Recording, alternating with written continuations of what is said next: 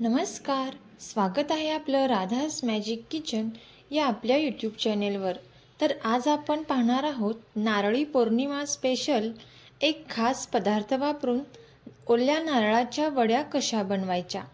चला तर मग आजच्या रेसिपीला आपण सुरुवात करूया। इथे मी एक ओला नारळ स्वच्छ धुवून चिरून घेतलेला आहे। यावरची आपल्याला पाट आहे ती काढून घ्यायची आहे। यानंतर हे चिरलेले ओल्या खोबऱ्याचे तुकडे आपल्याला एका मिक्सरच्या भांड्यामध्ये काढून घ्यायचे आहेत। आता आपण हे मिक्सरला बारीक करून घेणार आहोत। इथे मी हे मिक्सरला चांगले बारीक करून घेतलेले आहे। पाहू शकता तुम्ही या पद्धतीने इथे आपल्याला हे बारीक करून घ्यायचं आहे। तुम्हाला जर हे खोबरे मिक्सरला बारीक करून घ्यायचे नसेल तर तुम्ही एका छोट्या किसणीने हे ओले खोबरे किसून घेऊ शकता।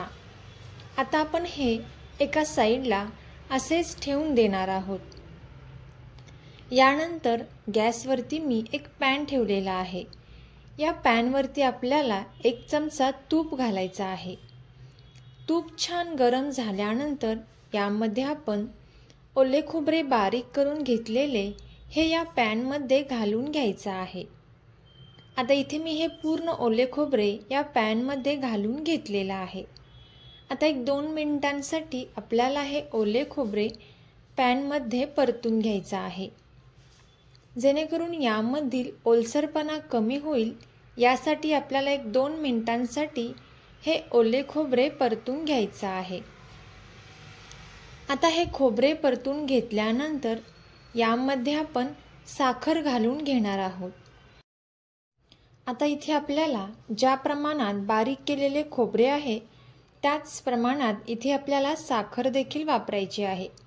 इथे हे बारीक केलेले खोबरे 1 वाटी आहे, यासाठी इथे आपण 1 वाटी साखर यामध्ये घालून घेणार आहोत। इथे मी 1 वाटी साखर यामध्ये घालून घेतलेली आहे। आता आपण हे चांगले मिक्स करून घ्यायचं आहे। आता हे मिक्स करत असताना गॅसचा फ्लेम आपल्याला कमी ठेवायचा आहे।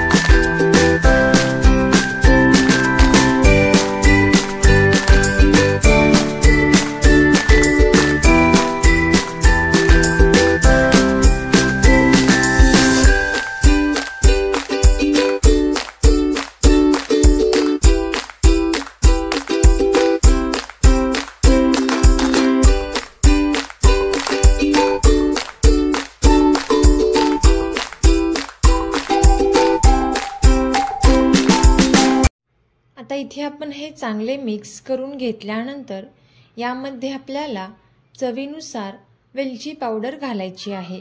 इथे मी अर्धा चमचा वेलची पावडर यामध्ये घातलेली आहे। आता आपण हे पुन्हा एकदा चांगले मिक्स करून घेणार आहोत।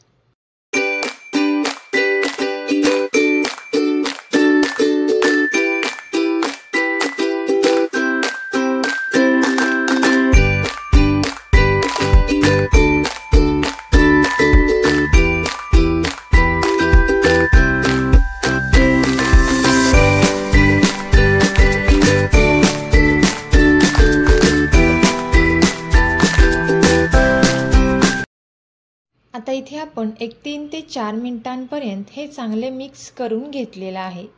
यानंतर इथे आपला एक खास पदार्थ आहे, तो म्हणजे उकडलेला बटाटा। इथे आपण एक मीडियम साईजचा बटाटा उकडून चांगला स्मॅश करून घेतलेला आहे। आता आपण हा बटाटा यामध्ये टाकलेला आहे आणि आपण हे पुन्हा एकदा हे चांगले मिक्स करून घेणार आहोत। आणि जोपर्यंत मिश्रण आटत नाही, मिश्रणाचा एक गोळा तयार होत नाही, तोपर्यंत आपल्याला हे एकसारखे मिक्स करत राहायचं आहे। बटाटा घातल्यामुळे वडीला टेक्स्चर खूप छान येते आणि वडी पांढरी शुभ्र अशी तयार होते। अगदी खुसखुशीत वडी आपली मस्त अशी तयार होते। आता इथे आपण हे मिश्रण जोपर्यंत आटत नाही तोपर्यंत इथे हे आपण चांगले मिक्स करून घेणार आहोत।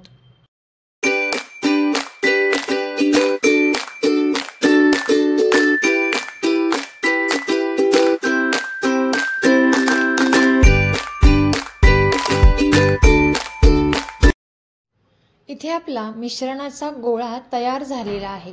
पाहू शकता तुम्ही, हा गोळा आपल्याला या पद्धतीने तयार करून घ्यायचा आहे।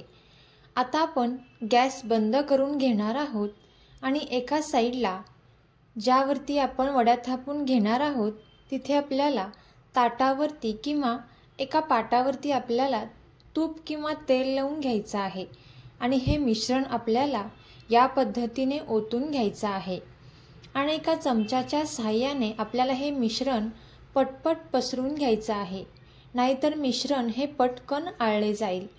आता इथे आपण हे मिश्रण या पद्धतीने पसरून घेणार आहोत। आता यावरती इथे मी बदामाचे छोटेसे तुकडे यावरती टाकून घेतलेले आहेत। तुम्ही तुमच्या आवडीनुसार कोणतेही ड्रायफ्रूट्स या वडीवरती टाकू शकता। आता आपण लगेचच सुरीने हे कट करून घेणार आहोत। इथे मी या पद्धतीने या वड्या कट करून घेतलेल्या आहेत। तुम्ही तुमच्या आवडीनुसार या वड्या कोणत्याही पद्धतीने कट करून घेऊ शकता।